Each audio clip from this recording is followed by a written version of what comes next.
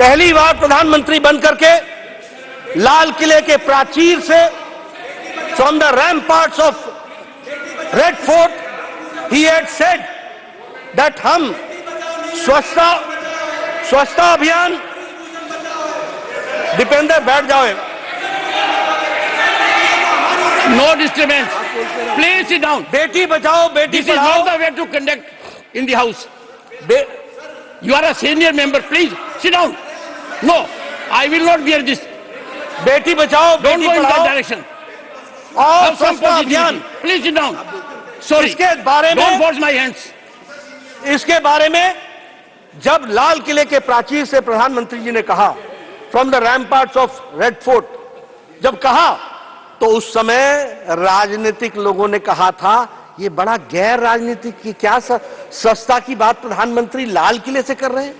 कुछ लोगों ने मजाक उड़ाया था, कुछ लोगों ने हंसी उड़ाई थी, और बेटी बचाओ बेटी पढ़ाओ की बातचीत करते हुए प्रधानमंत्री जी ने कहा था कि हम लड़कों की चिंता करते हैं लेकिन हम लड़कियों के बारे में चिंता नहीं करते हैं, हमको उसके बारे में चिंता करनी चाहिए।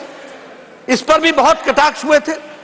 लेकिन आज मुझे आपको बताते हुए खुशी हो रही है कि sex ratio at birth level हम 19 पॉइंट बढ़ करके आगे आए हैं, 19 पॉइंट्स हम आगे बढ़े।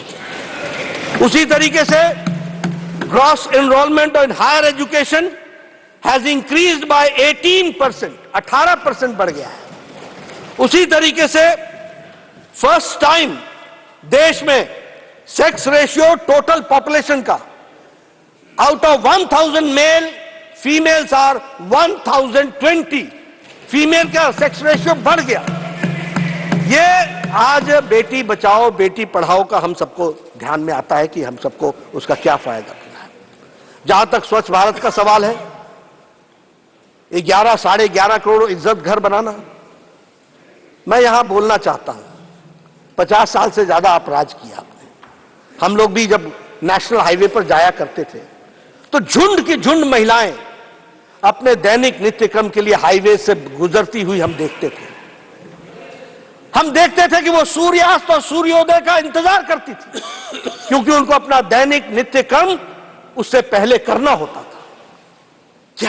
क्या स्थिति थी और संख्या क्या थी? 12 करोड़।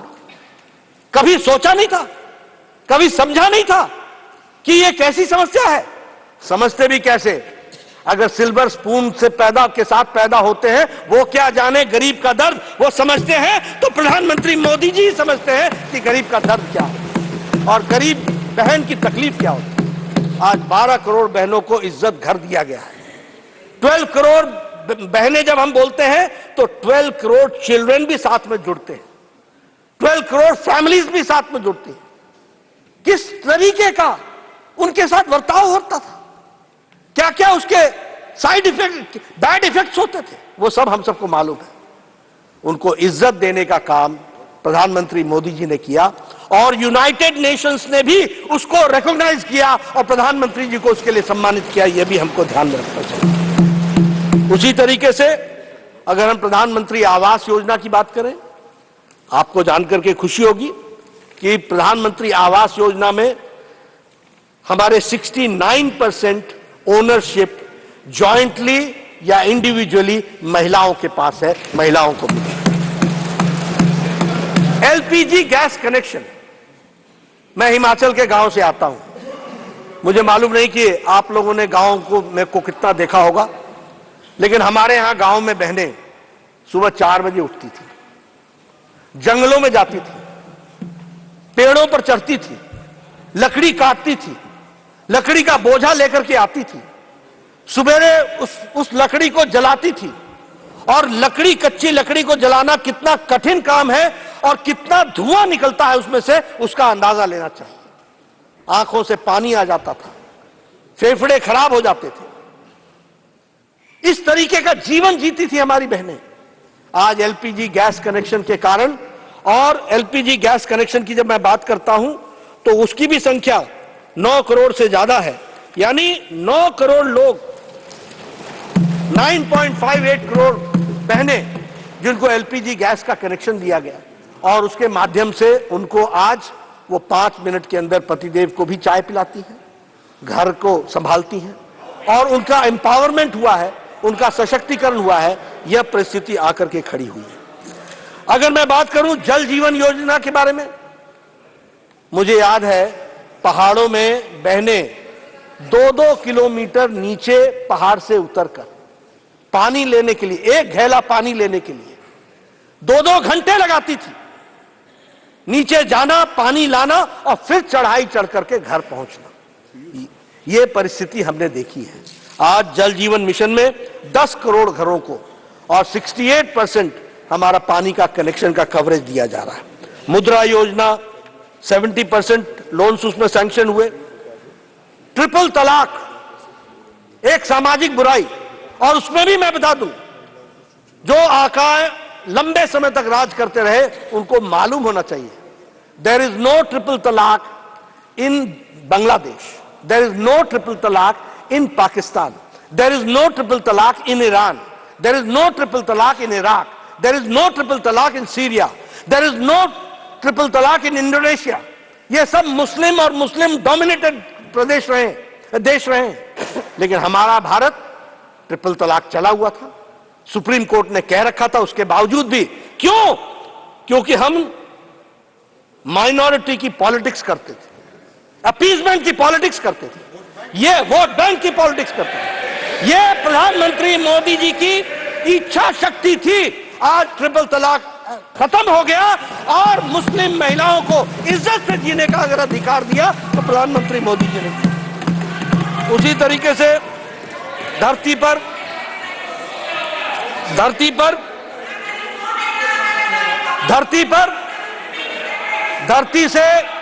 धरती से चंद्रयान को साउथ पोल पर लैंड करने वाले स्थान को भी प्रधानमंत्री मोदी जी ने शिव शक्ति के नाम से पहचाना। वहां भी शक्ति महिलाओं को जोड़ने का और उसकी बात को कहा गया है। मैं इसके साथ साथ यह भी बोलना चाहूंगा, टाइम में से बोल रहे हैं,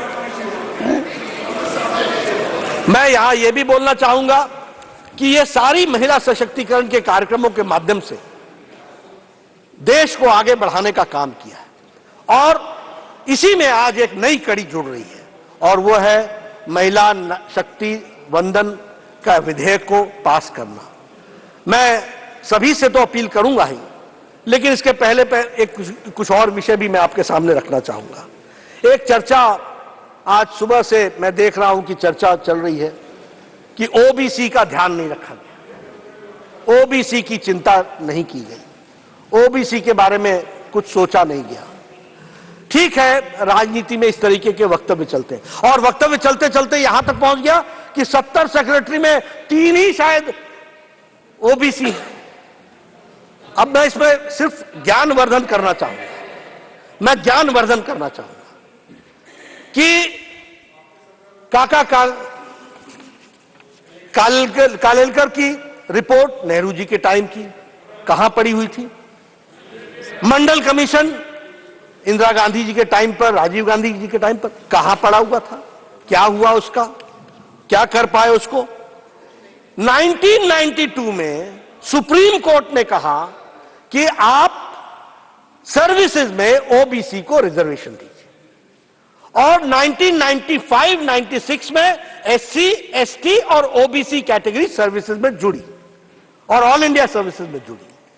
अब आप बताइए कि आज सेक्रेटरी के एम्पैनलमेंट का जो कट ऑफ ईयर है वो है 1992। जो सेक्रेटरीज हैं वो 1992 बैच के नीचे के लोग हैं, पहले के लोग हैं। अब मैं आपसे पूछता हूं कि 2004 से 2014 तक कितने सेक्रेटरी ओबीसी थे और कहां थे वो ओबीसी के सेक्रेटरी, किस क्राइटेरिया में थे? जरा हमको इसका ज्ञानवर्धन कीजिए। देखिए, मैं बार बार बोलता हूं, लीडर को लीडर बनना पड़ेगा, ट्यूटर से नहीं चलता काम।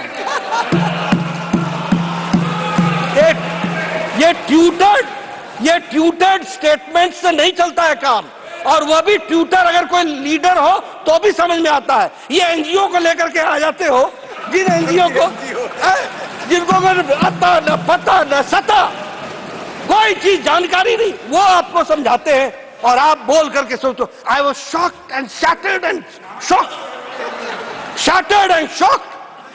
अरे भाई शौक तो लगना ही था, जब पढ़ना ही नहीं पूरा तो शौक ही लगेगा और क्या होगा। ये परिस्थिति आकर के खड़ी होती है।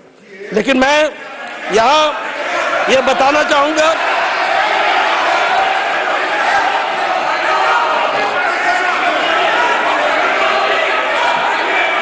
इस देश को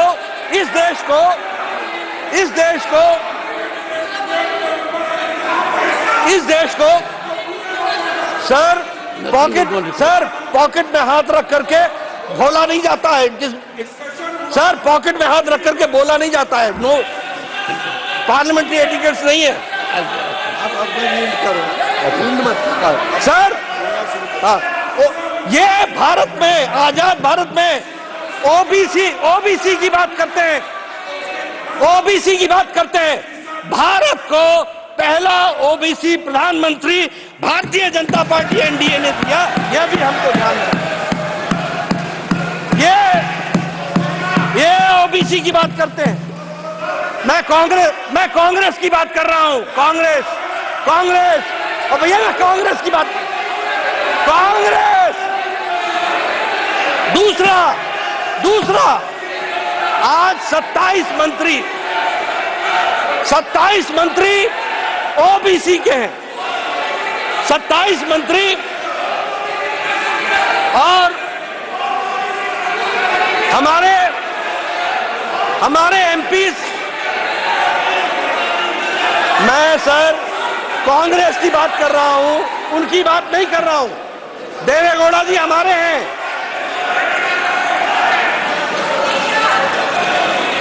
ओबीसी, मैं कांग्रेस की बात कर रहा हूं। Congress, I am not talking about Janata Dal, I am talking about Congress. That first prime minister has been given by NDA OBC, that is Narendra Modi by NDA, never Congress has given. मैं ओबीसी,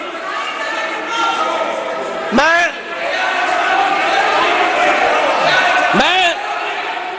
आउट ऑफ 303 बीजेपी के MP हैं, 303 में 85 यानी 29% हमारे MP OBC के हैं। यह भी हमको ध्यान में रखना चाहिए। उसी तरीके से 1358 एमएलए में 27% ओबीसी के हैं, 27%। आउट ऑफ 163 हमारे एमएलसी जो हैं उसमें 40% ओबीसी के हैं। मैंने जैसा कहा कि 303 एमपी में 85 यानी 29% MPs are from OBC. Out of 1358 MLAs we have 27% OBC. And I repeat that among the MLCs 163 हमारे एमएलसीज हैं, जिसमें से 40% ओबीसी है। यह भी हमको ध्यान में रखना। इसलिए अगर कहा जाए, फिर मैं बोल रहा हूं, कांग्रेस की बात कर रहा हूं, कांग्रेस के जितने एमपी हैं उससे ज्यादा तो हमारे ओबीसी एमपी हैं। यह भी हमको ध्यान रखना चाहिए, यह भी हमको ध्यान रखना। इसलिए ये और देखिए मैं सिर्फ लोकसभा की बात कर रहा हूं। अगर लोकसभा और राज्यसभा मिला ले तो आपसे कहीं ज्यादा हम निकल जाते हैं, यह भी आपको ध्यान रखना। इसलिए और आप ओबीसी की बात करें, आप ओबीसी की बात करें, जो एक बार नहीं अनेकों बार ओबीसी को गाली दे और एक बार नहीं अनेकों बार बोले मैं नहीं माफी मांगूंगा, ये इस तरह की बातचीत करें। इसलिए मैं ये कहना चाहता हूं, सब लोगों का साथ मिलना चाहिए, सबकी सद्बुद्धि आए, सब लोग मिलकर के चलें, नारी सशक्तिकरण में अपने आप को जोड़ करके चलें और इस काम में अपना योगदान करें। और हम ओबीसी समर्थक होते हुए समाज को, सबको साथ लेकर के चलने की बात कहते हैं। इन्हीं शब्दों के साथ इसका मैं समर्थन करता हूं और सबसे समर्थन